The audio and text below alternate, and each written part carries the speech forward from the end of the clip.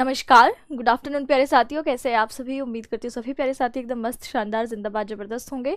मैं वर्षा आप सभी का स्वागत करती हूँ आपके अपने प्यारे परिवार टीचिंग बाय रोजगार विद अंकित पर। तो सभी प्यारे साथी एक बार फटाफट से आ जाइए क्लास में।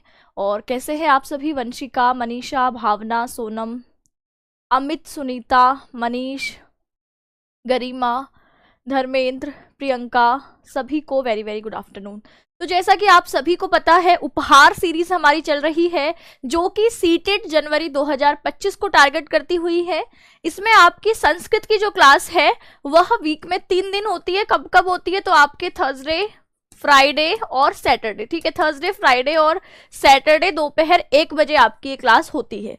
ठीक है, तो हमारी अब तक पिछले वीक हम मिले थे जिसमें 3 क्लासेस ऑलरेडी हो चुकी हैं। आज हमारी चौथी क्लास है जिसमें हम शब्द रूप पर बात करने वाले हैं और साथ ही अंत में गद्यांश, क्योंकि आपके सीटेट में पूछे जाते हैं तो एक गद्यांश का भी हल देख रहे होंगे, यानी गद्यांश को भी हिंदी में अनुवाद कैसे करना है इसे हम समझ रहे होंगे।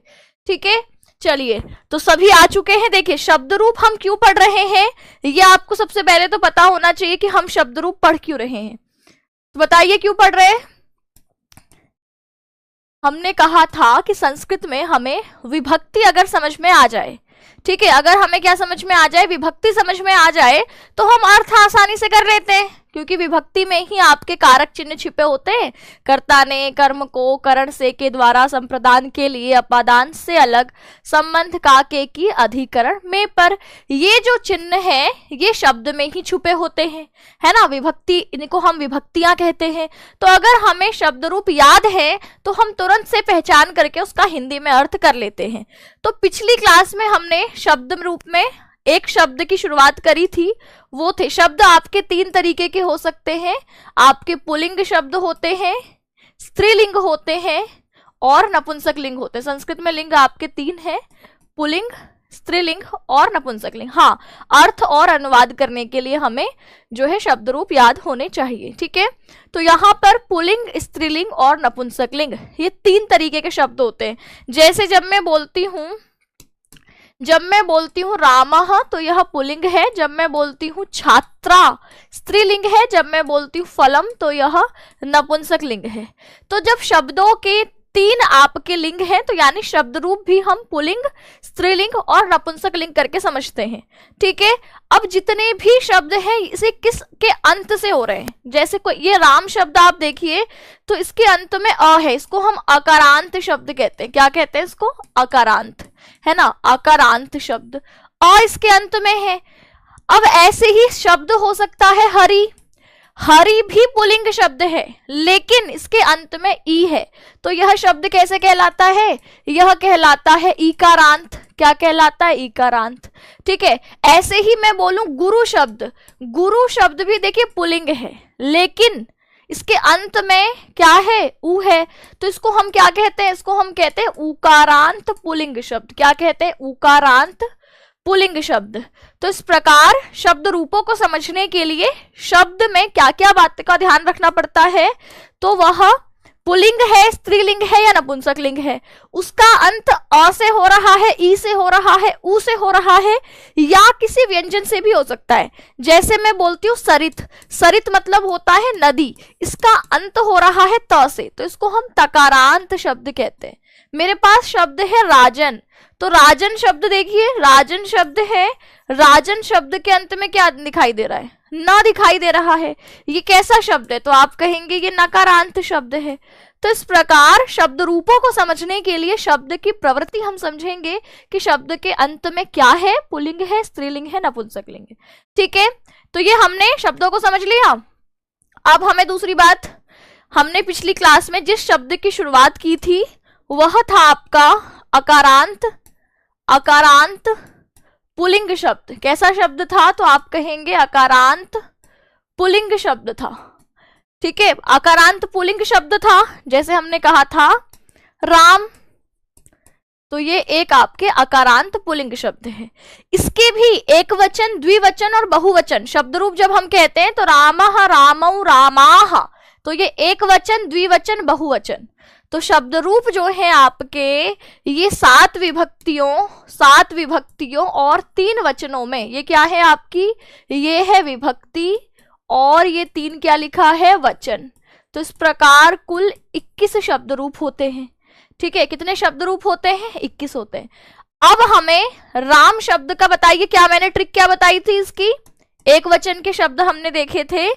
एक वचन के शब्दों की ट्रिक थी, अकारांत पुल्लिंग शब्द हो तो एक वचन की ट्रिक थी आपकी विसर्गम एन आई आतस्य, याद है ना।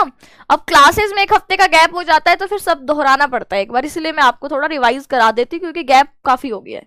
ठीक है, तो क्या हो जाएगा आपका विसर्गम एन आई आतस्य, आतस्य है ना। आपका क्या है ट्रिक, विसर्गम एन आई आतस्य। विसर्गम एन आई आतस्य क्या कह रहा है, ये कह रहा है विसर्ग प्रथमा में, अम द्वितीया में, एन तृतीया में, आई चतुर्थी में, आत पंचमी में, अस्य षष्ठी में और ए की मात्रा सप्तमी में, है ना। प्रथमा, द्वितीया, तृतीया, चतुर्थी, पंचमी, षष्ठी और सप्तमी, है ना, 7 विभक्तियां हो गई। अब इसमें कोई भी अकारांत पुल्लिंग शब्द फिट हो सकता है। जैसे आपने राम को फिट किया तो आपके रूप बन गया प्रथमा में विसर्ग लगा के रामः, द्वितीया में म जोड़ के रामम, तृतीया में आपने एन जोड़ा तो बन गया रामेण, चतुर्थी में आपने आई जोड़ा तो बन गया रामाय, पंचमी में आत जोड़ा तो बन गया रामात, षष्ठी में आपने जोड़ा अस्य तो आपका बन गया है रामस्य, और सप्तमी में बना है रूप आपका रामे, है ना। 7 विभक्तियों के रूप आपने लिख लिए।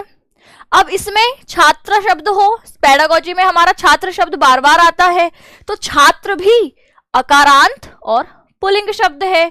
तो क्या हो जाता है, विसर्ग जोड़ देते हैं तो प्रथमा, अम जोड़ देते हैं तो द्वितीया, एन जोड़ देते हैं तो तृतीया, आई जोड़ देते हैं तो चतुर्थी, आद जोड़ देते हैं तो पंचमी, अस्य जोड़ देते हैं तो षष्ठी और ए की मात्रा जोड़ देते हैं तो आपकी हो जाती सप्तमी।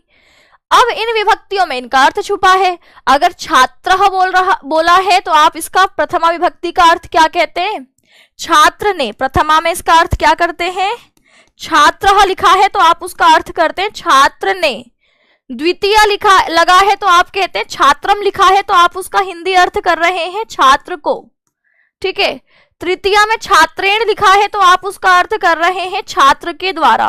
क्या कर रहे हैं बेटा, छात्र के द्वारा। ठीक है, चतुर्थी है तो क्या कर रहे हैं, छात्र के लिए। क्या कर रहे हैं, छात्र के लिए। छात्राई है तो आप क्या करते हैं, छात्र के लिए।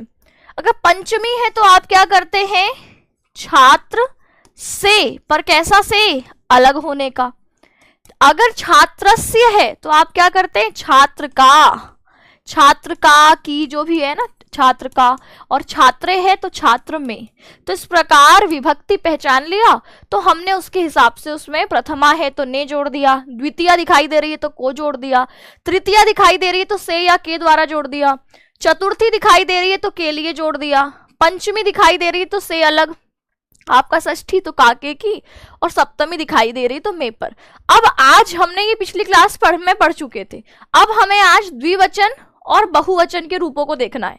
ठीक है, प्लीज मैम डेली क्लास लीजिए। देखिए अभी तो आपकी फिलहाल जो है 3 दिन ही चल रही है, अगर आगे थोड़ा सा आपके समय बचता है मेरे पास तो फिर मैं इसको वीक में आपके डेली कर दूंगी।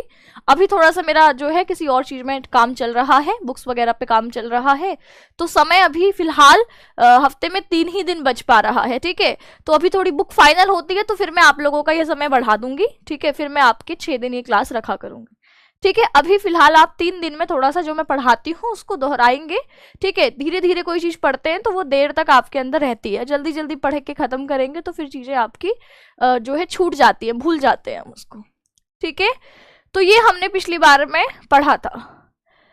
हाँ, और सीटेट का सम्मान समारोह भी है 8 सितंबर को। ठीक है, इस बार जिनका सीटेट क्वालिफाई हो गया है तो 8 सितंबर को हम लोगों ने इनवाइट किया है आप लोगों को सम्मान समारोह के लिए, जिनका सीटेट क्वालिफाई हो गया है। हम आगे क्या वैकेंसीज हैं, कैसे तैयारी करनी चाहिए, टीचिंग एग्जाम्स में क्या क्या प्रॉब्लम्स आती हैं, इन सब चीज़ों पर बात करेंगे, तो आप लोग ज़रूर आइए। ठीक है, और इस बार जिनका सीटेट अब नेक्स्ट में आप देने वाले हैं तो आपके जिनका क्वालिफाई होगा उनको भी फिर स्टूडियो हम लोग बुलाएंगे। ठीक है, चलिए और बताइए।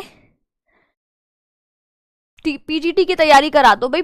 आपकी टीजीटी पीजीटी की ऑलरेडी 5 सब्जेक्ट की क्लासेस चल रही हैं एप्लीकेशन पर, ठीक है, आप उससे जुड़ सकते हैं।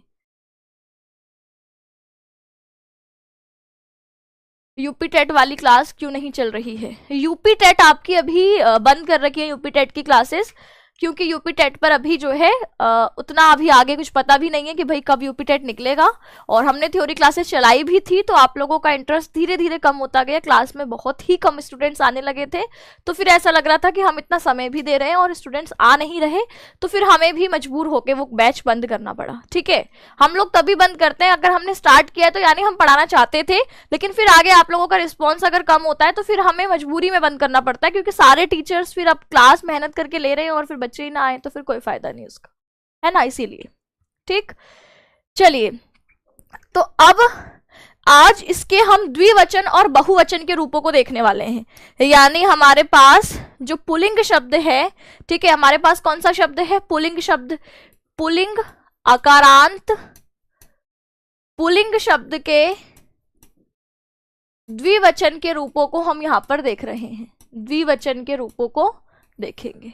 ठीक है, तो हमारे पास जैसे देखिए, द्विवचन के रूप याद करना सबसे आसान है।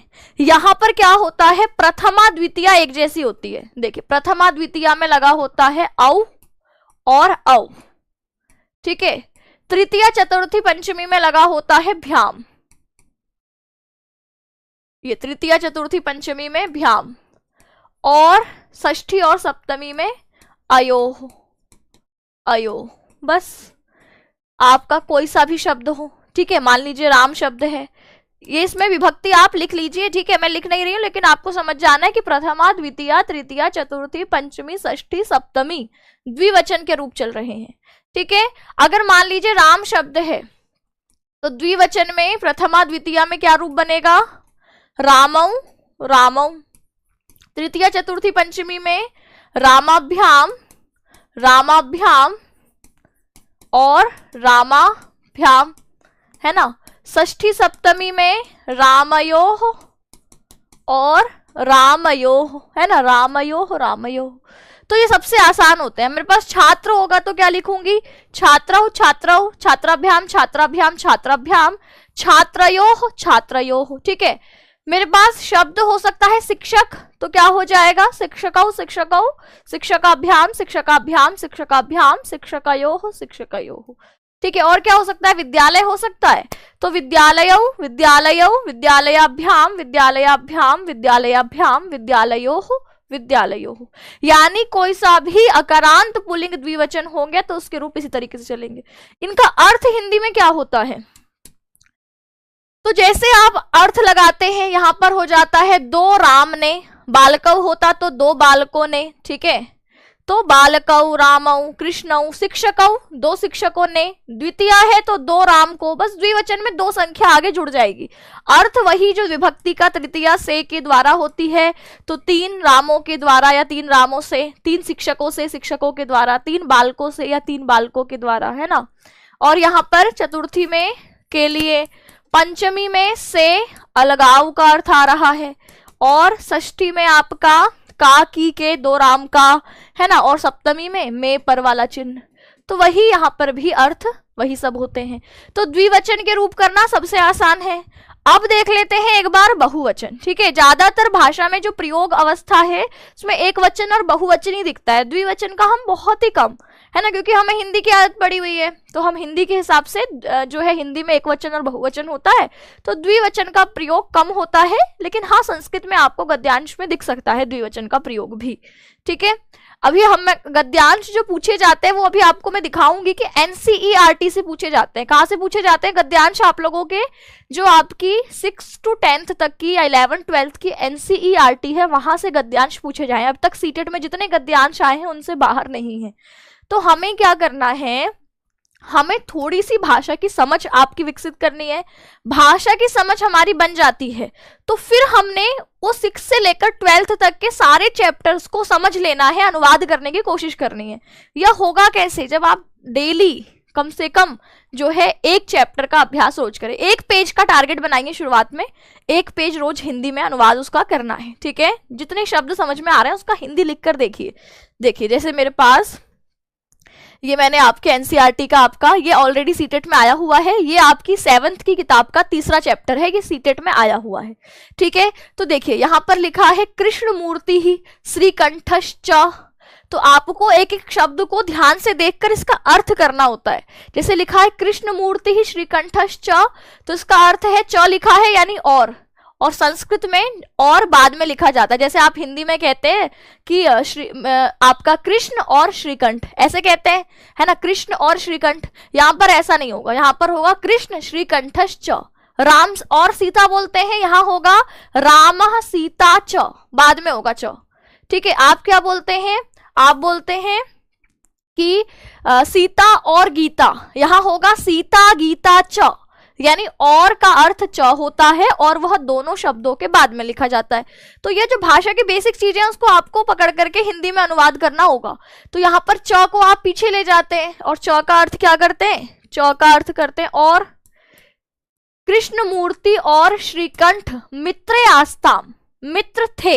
अब ये आस्ताम क्या है, ये आपकी क्रिया है। कैसी क्रिया है, तो आप कहते हैं अस धातु की लंग लकार की द्विवचन की क्रिया है। द्विवचन की क्रिया क्यों लगाई, प्रथम पुरुष द्विवचन की है, क्योंकि यहाँ पर दो लोगों की बात हो रही है। नहीं दिख रहा, चलिए ठीक है, अभी मैं आपको इसको करा भी नहीं रही, अभी मुझे पहले शब्द रूप ही पढ़ाने, मैं बस बता रही थी कि यहाँ पर आपके शब्दों में जैसे लिखा है आपके श्रीकंठस्य, तो यहाँ पर जो यह श्रीकंठस्य पद है, अभी हमने जो शब्द पढ़ लिए हैं इनको अगर आप देखें, इसमें दिख रहा है, ये देखिए यहां पर हमने कौन सा शब्द देखा है, हमने देखा था श्रीकंठस्य, ठीक है। कौन सा शब्द देखा था, श्रीकंठस्य। तो ये श्रीकंठस्य कैसा है, अस्य लगा है इसके अंत में, तो अस्य का मतलब क्या है, अस्य का मतलब है षष्ठी, है ना, आपके अस्य का मतलब क्या है, षष्ठी। तो आप क्या करेंगे, श्रीकंठ के, श्रीकंठ के, का के की में से कुछ जोड़ सकते हैं। तो इस पिता शब्द के साथ क्या सही लगेगा, के लगेगा कि श्रीकंठ के जो पिता हैं समृद्ध आसीत, समृद्ध थे। आसीत क्या है, आसीत मतलब आपके वॉस, इसके लिए तो आता है आपका पास्ट टेंस है थे। वैसे तो आसीत का अर्थ था होता है, लेकिन हम पिता शब्द के साथ था थोड़ी करेंगे, समृद्ध था, हम कहेंगे समृद्ध थे, है ना। तो यानी आपका भूतकाल का है ना। अतः तस्य भवने, अब तस्य क्या है, तस्य सर्वनाम पद है, ये भी षष्ठी का है, उसके, है ना, क्या हो जाएगा यहाँ पर, षष्ठी का है, अस्य लगा हुआ है ना, ये भी षष्ठी का है। तो यह आपका वह सर्वनाम होता है, उसने, उसको, उससे, उसके लिए, तो इसलिए यहाँ पर क्या लगा है आपका तस्य। भवने सप्तमी है, सप्तमी, जैसे आप कह रहे हैं विसर्गम एन आई आतस्ये, तो यह क्या है, ए की मात्रा लगी है ना, भवन भवने। जैसे विद्यालय विद्यालये, पुस्तक पुस्तके, सप्तमी, तो ऐसे ही भवन भवने, तो क्या हो जाएगा, उसके भवन में, है ना। सर्व विधानी सुख साधनानि आसन, सर्व विधानी सभी प्रकार के, सुख साधनानि सुख के साधन, आसन थे। अब ये थे कैसा है, बहुवचन का है, सुख साधनानि, क्योंकि साधनानि बहुवचन है ना, फलम फले फलानी, तो साधन साधने साधनानि, बहुत सारे लोगों की बात हो रही है, बहुत सारे साधनों की बात हो रही है। पुष्पाणि फलानि वस्त्राणि, तो ऐसे साधनानि, बहुत सारे साधन, आसन यानी थे, ठीक है। तो इस तरीके से हमें एक एक शब्द समझ में आ रहा होता है तो हम उसका अर्थ भी आसानी से कर पाते हैं, ठीक है। तो वापस हम शब्द रूप पर आते हैं, क्योंकि शब्दों को समझना जरूरी है इसके लिए, तो पहले हम शब्दों को ही अच्छे से समझेंगे, उसके बाद इसका अनुवाद मैं लास्ट में आपको कराऊंगी, ठीक है। लास्ट में इसका अनुवाद हम करेंगे, लेकिन पहले एक शब्द इसका बहुवचन कंप्लीट कर लीजिए और एक चीज और सिखाऊंगी उसके बाद अनुवाद करेंगे, ठीक है। तो ये द्विवचन तो सबको याद हो गए, विसर्गम एन आई आतस्ये, ये एक वचन हो गया।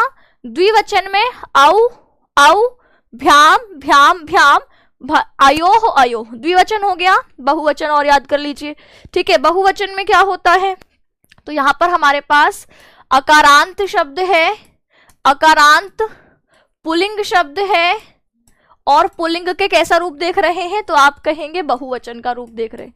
कैसा रूप देख रहे हैं, बहुवचन का रूप देख रहे हैं, है ना। तो चलिए बहुवचन के रूपों को कैसे लिखेंगे, तो बहुवचन में प्रथमा विभक्ति में आता है आह। क्या आता है, आह। जैसे राम है तो रामाह, बालक है तो बालकाह, शिक्षक है तो शिक्षकाह, विद्यालय है तो विद्यालयाः, ठीक है, गौतम है तो गौतमाः। यानी आपके जैसे रामः एक, रामाः बहुत सारे, बालकः एक, बालकाः बहुत सारे, शिक्षकः एक, शिक्षकाः बहुत सारे, विद्यालयः एक, विद्यालयाः बहुत सारे। तो यानी आपके आह लिखने का मतलब क्या है कि बहुवचन का है, ठीक है। आपके द्वितीय विभक्ति में क्या होता है, आन। द्वितीय विभक्ति में आन, जैसे बालकान, शिक्षकान, पाठ्य पुस्तकान, ठीक है, छात्रान। तृतीया में अहि, तृतीया में अहि, बालकहि, छात्रहि, शिक्षकहि, है ना। और चतुर्थी पंचमी में भ्यः और भ्यः। षष्ठी में आपके आम और सप्तमी में शु। क्या होता है, शु, ठीक है। अब देखिए राम शब्द का देखें पहले, तो राम शब्द में क्या हो जाएगा, इधर इधर हो जाएगा रामाह। क्या हो जाएगा, रामाह। आन जोड़ देंगे तो क्या हो जाएगा, रामान। अहि जोड़ देंगे तो क्या हो जाएगा, रामहि। भ्यः जोड़ देंगे तो क्या हो जाएगा, रामेभ्यः, है ना। यहाँ पर भी रामेभ्यः। आम जोड़ेंगे तो रामाणाम, रामाणाम और रामेषु। अब इनका अर्थ कैसे होगा, तो बस बहुवचन, अर्थ तो वही है, रामों ने, रामों को, रामों के द्वारा, रामों के लिए, रामों से अलग, रामों का, रामों में। अब राम शब्द से उतना समझ में नहीं आ रहा होगा, अगर छात्र होगा ना तो छात्र ज्यादा समझ में आएगा, है ना, क्योंकि राम तो हमें ऐसा लगता है किसी का नाम है और वो तो एक ही व्यक्ति होगा कोई, है ना। लेकिन छात्र में तो बहुत सारे आ जाएंगे ना, जातिवाचक संज्ञा का शब्द है। तो छात्र ले तो छात्राः यानी छात्रों ने, छात्रान यानी छात्रों को, छात्रहि यानी छात्रों के द्वारा, है ना।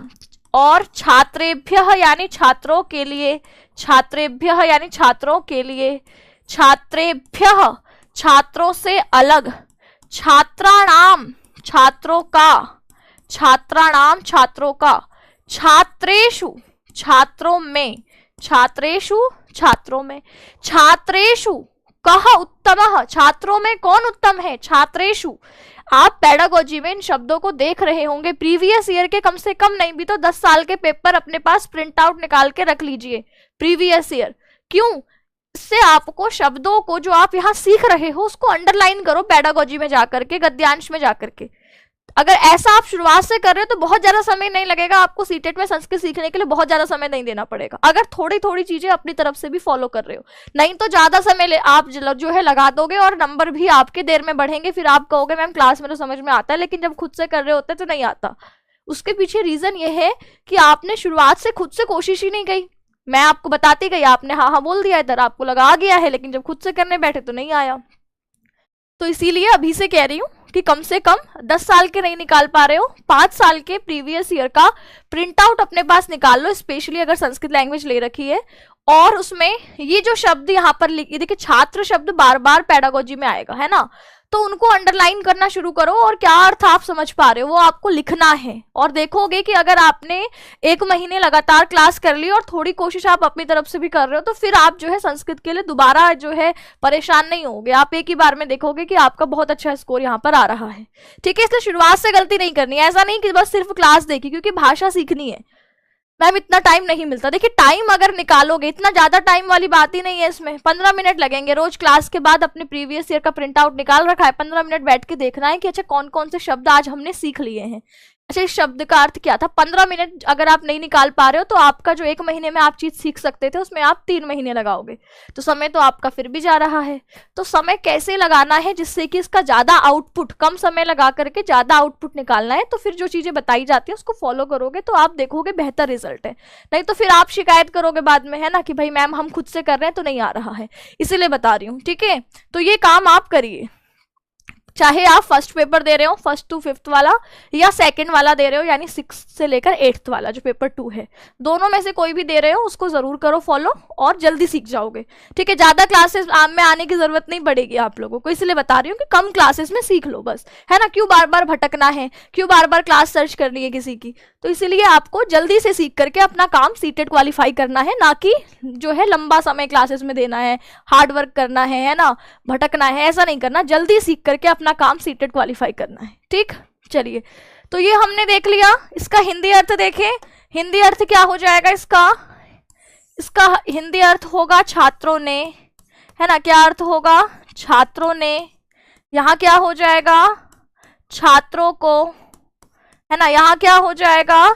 छात्रों के द्वारा। क्या हो जाएगा? छात्रों के द्वारा। यहाँ अर्थ हो जाएगा छात्रों के लिए, छात्रों के लिए। छात्रों से अलग, छात्रों से अलगाव के अर्थ में, अलग का अर्थ होता है, अलगाव का अर्थ दिखा रहा है ये से चिन्ह। छात्रों का, छात्रों का, और छात्रों में, छात्रों में। ठीक है, ये आपके जो है इसके बहुवचन के अर्थ हो गए। अब इसमें आप कोई सा भी शब्द फिट कर सकते हो। ठीक है, शब्द क्या हो सकता है आपका? इसमें और कोई शब्द हो सकता है, शिक्षक हो सकता है, शिक्षकाः, शिक्षकान्, शिक्षकैः, शिक्षकेभ्यः, शिक्षकेभ्यः, शिक्षकाणां, शिक्षकेषु। अब आपको कुछ शब्द मैं दे रही हूँ जिसमें आपने खुद एक बार जो है लिखना है। कौन से शब्द फिट करने हैं इसमें?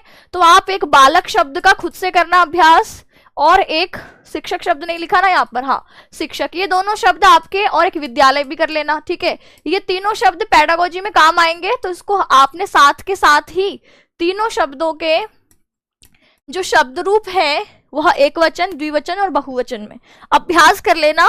बस थोड़ी थोड़ी चीज रोज सीखते हुए जाओ। अब हम गद्यांश को करेंगे। ठीक है, तीनों चीजें, हम तीनों शब्द रूप हमने देख लिए, एक वचन के भी, द्विवचन के भी और बहुवचन के भी। एक वचन में हमने देखा विसर्गम, एन, आई, आतस्य, विसर्ग प्रथमा, अम द्वितीया, एन तृतीया, आई चतुर्थी, आत पंचमी, अस्य षष्ठी, ए सप्तमी। जब हम द्विवचन पर आए तो हमने कहा प्रथमा द्वितीया में औ औ, तृतीया चतुर्थी पंचमी में भ्याम लगा देते हैं, षष्ठी सप्तमी में अयोह अयोह लगा देते हैं। जैसे छात्रौ छात्रौ, छात्राभ्याम छात्राभ्याम, छात्राभ्याम, छात्रयोः छात्रयोः। जब हम बहुवचन में आते हैं तो क्या लगा देते हैं? आह, आन, अहि, भ्यः भ्यः, और आपका आम और शु। ठीक है, छात्राः, छात्रान्, छात्रहि, छात्रेभ्यः छात्रेभ्यः, छात्राणां, छात्रेषु। ठीक है, तो ये आपने आज कर लिए हैं। अब इसमें कुछ डाउट आप लोगों के आए होंगे। ठीक है, अगर नहीं आए हैं तो आने चाहिए थे। ठीक है, मैं आपसे अगर डाउट, आपको अगर आप सीखने की कोशिश कर रहे हो तो डाउट आना चाहिए। अगर कोई व्यक्ति को डाउट आ रहा है यानी वो सीखने की कोशिश कर रहा है, और डाउट नहीं आ रहा है यानी आपने उसको सीखा ही नहीं, आपने सिर्फ सुना। ठीक है, आपने उसको समझने की कोशिश नहीं की, क्योंकि समझने की जब हम कोशिश करते हैं तो कुछ ना कुछ डाउट हमारे मन में आता है कि अच्छा ये कैसे। जैसे इसमें डाउट कहाँ पर आना चाहिए था आपको? तो यहाँ पर देखिए द्विवचन में, देखिए यहाँ पर 3 जगह भ्याम आया है ना। कहाँ पर आया है? तृतीया में भी, चतुर्थी में भी, पंचमी में भी आया है ना, 3 जगह आया है। तो जब हमारे पास ये शब्द गद्यांश में प्रयोग किए होंगे, यहाँ तो हमें पता है कि भैया तृतीया है तो हम इसका अर्थ कर रहे हैं छात्रों से। यहाँ पर हमें पता है चतुर्थी की जगह लिखा है तो छात्र, आपके छात्र, 2 छात्रों के लिए। और जब हम यहाँ पर लिख रहे हैं तो हमें पता है 2 छात्रों की पंचमी है, तो से अलगाव के अर्थ दिखा रहा होगा। लेकिन जब ये गद्यांश में शब्द प्रयोग किए होंगे, चाहे वो तृतीया के संदर्भ में किए हों, चतुर्थी के संदर्भ में किए हों, पंचमी के संदर्भ में किए हों, वहां हम कैसे पता लगे कि हमें इसको छात्राभ्याम का अर्थ से लगाऊं, के लिए लगाऊं, या से अलग लगाऊं, है ना। डाउट तो आना चाहिए। तो बताइए इस डाउट का सॉल्यूशन क्या होगा? इस डाउट का सॉल्यूशन ये है कि हमें भ्याम देखते ही हमारे दिमाग में द्विवचन की यह तीनों विभक्तियां आ जानी चाहिए। अगर कहीं पर भ्याम लगा हुआ है तो आप कहेंगे कि अच्छा यहाँ पर 3 हो सकती है। अब वहां पर वाक्यों के अनुसार कि वहां वाक्य में अर्थ जो है वह से वाला सटीक बैठ रहा है ना, या के लिए वाला सही लग रहा है, या से अलगाव, वो तो हमें वाक्य पढ़ करके समझ में आ जाता है। ठीक है, वह वाक्य पढ़ के हमें समझ में आ जाता है। अभी शुरुआत में हमें लगेगा यार इतना जो है हमारा इतना मुश्किल काम है ये, लेकिन अभ्यास करते करते हमें पता भी नहीं चलता कि हम कब इसमें तुरंत अर्थ करने लग जाते हैं, हमें इतना सोचना ही नहीं पड़ता। जैसे हिंदी है भाई, कोई नया व्यक्ति सीखे तो उसको लगेगा ना कि यार ये तो बड़ा जो है हिंदी भाषा बड़ी टफ है, मुश्किल है, इसमें तो इतना सोचना पड़ता है, लिंग का ध्यान रखना पड़ता है कि वह आ रही है, लड़की बोले तो बोले मैं आ रही हूं, है ना, मैं आ रहा हूं बोलता है तो गलत हो जाता है। तो इस तरीके से जैसे हिंदी मुश्किल है आपको, मतलब जो कोई नया व्यक्ति सीखे तो मुश्किल लगेगी, ऐसे संस्कृत भी लग सकती है कि भाई तीनों जगह एक जैसा ही है, हमको तो नहीं समझ में आ पाएगा। तो कैसे आती चीजें? प्रैक्टिस से, सीखने से। ठीक है, ऐसे ही बहुवचन में भी है कि आपको ये दोनों एक जैसे दिखाई दे रहे हैं, पर ये दोनों आप वहां पर अर्थ जहां पर लगा होगा उसके हिसाब से कि भैया ये वाला चतुर्थी लेना है कि पंचमी लेना है, वो वाक्य देख के समझ में आ जाता है। ठीक है, चलिए तो अब हम आ जाते हैं गद्यांश में। नहीं, गद्यांश में नहीं, एक और चीज सिखानी है। अब देखिए ये तो है आपके संज्ञा शब्द, है ना, बालक, राम, छात्र, शिक्षक, विद्यालय, ये सब संज्ञा शब्द हैं। अब इसी में आप एक शब्द सीखिए जो कि है सर्वनाम। क्या है? सर्वनाम। सर्वनाम क्या होते हैं? जो कि संज्ञा को रिप्लेस करने के लिए आते हैं, है ना। संज्ञा के स्थान पर जिन शब्दों का हम प्रयोग करते हैं उसी को हम क्या कहते हैं? सर्वनाम। जब मैं कहती हूं रामः, रामः आगच्छति, राम आता है, अब मैं राम आता है की जगह बोलूं वह आता है, तो क्या लगाते हैं आप लगाते हैं सह। क्या लगाते हैं? सह। अच्छा, मैं बोलूंगी रामम भजति, राम को भजता है ना। रामम भजति का मतलब क्या है? अगर मैं देखिए दो वाक्य है मेरे पास, एक है रामः भजति, भजति क्रिया होती है कि भजता है, यानी मतलब ईश्वर को याद करता है ना, रामः भजति। और एक है हमारे पास रामम भजति। ठीक है, रामम भजति। अब इन दोनों में वाक्यों के अर्थ अलग हैं। यहाँ पर राम जो है इस क्रिया को कर रहा है, प्रथमा विभक्ति है, करता है कि राम भजता है। किसको भजता है? ईश्वर को भजता है भाई, है ना, ईश्वर का भजन करता है, राम भजता है। ठीक है, भजन करता है, इस तरीके से अर्थ। और यहाँ पर है राम को भजता है, यहाँ पर जो है यह कर्म है, राम को कोई भज रहा है, कर्ता कोई और हो सकता है कर्ता आपका कौन हो? तो आपका कृष्ण हो, कृष्ण रामम भजति, कृष्ण राम को भजता है। तो आपका अर्थ बदल गया ना, विभक्ति बदलने से अर्थ बदल गया। यहाँ पर हम कह रहे हैं राम को भजता है, यानी ये कर्म है अभी राम, और यहाँ पर राम क्या था? कर्ता था। तो ऐसे ही अब मैं बोलूं राम को भजता है ना, राम को भजता है, तो आप कहें उसको भजता है। आप राम को भजता है की जगह सर्वनाम प्रयोग कर सकते हैं कि उसको भजता है। यहां पर कह सकते हैं वह भजता है, वह भजता है। तो हमने कहा सह भजती, सह भजती। और यहां पर मैं कह रही हूं उसको भजता है, उसको भजता है, यानी मैंने संज्ञा शब्द को रिप्लेस कर दिया। तो अब इसकी जगह क्या लगाएंगे? तो यहां पर भी हमें सर्वनाम पद में भी विभक्तियां ध्यान रखनी पड़ती हैं। इसके साथ याद करेंगे तो साथ के साथ काम निपट जाएगा। क्या होता है? सह प्रथमा मत में आपका ये एक सर्वनाम है, तद सर्वनाम। ठीक है, यहां पर लिख देती हूं मैं, यह एक तद सर्वनाम है, वह के अर्थ में आता है। तद क्या है? एक सर्वनाम है और वह के अर्थ में आता है। इसके भी हम इसके हिसाब से ही रूप चलाते हैं। जैसे ये रहा सह, द्वितीया में हो जाएगा तम, तृतीया में हो जाएगा तेन, चतुर्थी में हो जाएगा तस्मै, पंचमी में हो जाता है तस्मात, और षष्ठी में हो जाता है तस्य, और सप्तमी में हो जाता है तस्मिन। क्या हो जाता है? तस्मिन। सह तम तेन तस्मै तस्मात तस्य तस्मिन। ठीक है, ऐसे याद करने, सह तम तेन तस्मै तस्मात तस्य तस्मिन। अर्थ क्या होगा? उसने, उसको, उससे, उसके लिए, उससे अलग, उसका, उसमें, एक वचन के।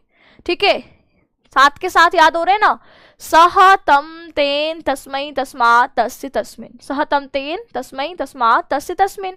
उसने, उसको, उससे, उसके द्वारा, उसके लिए, उससे अलग, उसका, उसमें। ठीक है, तो ये क्या है, सर्वनाम पद है। अब जब मैं आपको गद्यांश दिखा रही हूँ, अब मैंने एक वचन के बताए हैं और मुझे लग रहा है कि इतना आप लोगों के लिए आज काफी होगा, नहीं तो पता चले कल से कोई क्लास में ना है, आज इतना ज्यादा पढ़ा दिया है ना, तो इतना आज के लिए बहुत है। अब हम गद्यांश पर आ जाते हैं, ठीक है।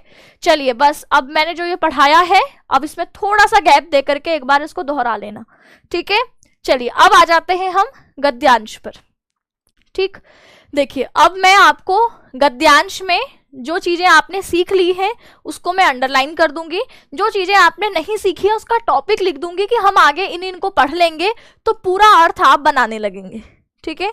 चलिए क्या लिखा है कि कृष्ण मूर्ति ही श्रीकंठश्च मित्रे आस्ताम, इसका अर्थ क्या है, कृष्ण मूर्ति और श्रीकंठ मित्र थे, ठीक है। यहां पर जो मित्रे है ना, ये द्विवचन का है, ये भी द्विवचन का है। आप देखेंगे मित्रम शब्द जो है नपुंसक लिंग है। जब मित्रम फ्रेंड के अर्थ में आता है, जब एक मित्र आपके पुल्लिंग भी होता है जो कि सूर्य का पर्यायवाची होता है, और एक मित्रम जो शब्द है यह नपुंसक लिंग होता है और यह फ्रेंड इस शब्द का पर्यायवाची है ना, इसको बोलते हैं हम। तो यहाँ पर जो मित्रम शब्द है यह नपुंसक लिंग में आएगा। तो जैसे फलम, फले, फलानी, फलम एक वचन का, फले द्विवचन का और फलानी बहुवचन का। तो ऐसे ही मित्रम, मित्रे, मित्राणी, तो यहाँ पर द्विवचन का होगा क्योंकि दो लोग हैं, एक है कृष्ण मूर्ति, एक है श्रीकंठ। तो कृष्ण मूर्ति और श्रीकंठ मित्र आस्ताम यानी थे। ये भी कैसा है, ये भी द्विवचन का है क्योंकि ये दो लोग हैं, है ना। आपके जब हम इसका भूतकाल के रूप देखते हैं तो आसीत, आस्ताम, आसन, लंग लकार, इसके लिए हम क्या पढ़ेंगे, तो देखिए इसके लिए तो जब हम नपुंसक लिंग शब्द रूप देखेंगे तो वहां आपको ये क्लियर हो जाएगा। और इस क्रिया को पढ़ने के लिए हमें लंग लकार, लकार जब हम 5 लकार पढ़ेंगे तो उसमें जब लंग लकार पढ़ेंगे तो ये आपको इसका अर्थ समझ में आ जाएगा। आगे लिखा है श्रीकंठस्य, षष्ठी विभक्ति है। षष्ठी विभक्ति का अर्थ हम यहाँ पर करेंगे, श्रीकंठ के जो पिता है समृद्ध आसीत थे, लंग लकार की क्रिया है, ठीक है। लंग लकार पढ़ेंगे तो समझ में आ जाएगा। अतः, अतः, अतः का अर्थ हिंदी में यहाँ भी अतः ही होता है। तस्य भवने, अभी तस्य हमने देखा था, सह, तम, तेन, तस्मै, तस्मात्, तस्य, तस्मिन्, तो तस्य कहाँ पर था, षष्ठी में, तो क्या हो जाएगा उसके, है ना, षष्ठी क्या हो जाएगा उसके। भवने देखा है हमने सप्तमी, विसर्गम एन आई आतस्य, एक ही मात्रा है सप्तमी, तो उसके भवन में सर्व विधान सुख साधनानि आसन, सभी प्रकार के सुख के साधन थे। ये भी आपके लंग लकार की क्रिया ही है। ये आपका हो गया द्विवचन, ये हो गया आपका बहुवचन, और आसीत शब्द हो गया एक वचन, यानी आसीत, आस्ताम और आसन। यहाँ पर एक वचन, द्विवचन, बहुवचन तीनों प्रयोग कर रखा है। अगर हमें बोलना है था तो हम बोलते हैं आसीत, अगर हमें बोलना है दो थे तो यहाँ पर आस्ताम, और अगर हमें बोलना है बहुत सारे थे तो हम कहते हैं आसन, ठीक है। तीनों शब्द आपको दिख गए। आसीत मतलब था, आस्ताम यानी दो थे, और आसन यानी बहुत से थे, है ना, थे मतलब आपके बहुवचन। एक वचन में जिसको आप इंग्लिश में वॉज कहते हैं, है ना, वॉज, ही वॉज, वह था, तो यहाँ पर क्या होगा, सह आसीत, वह था।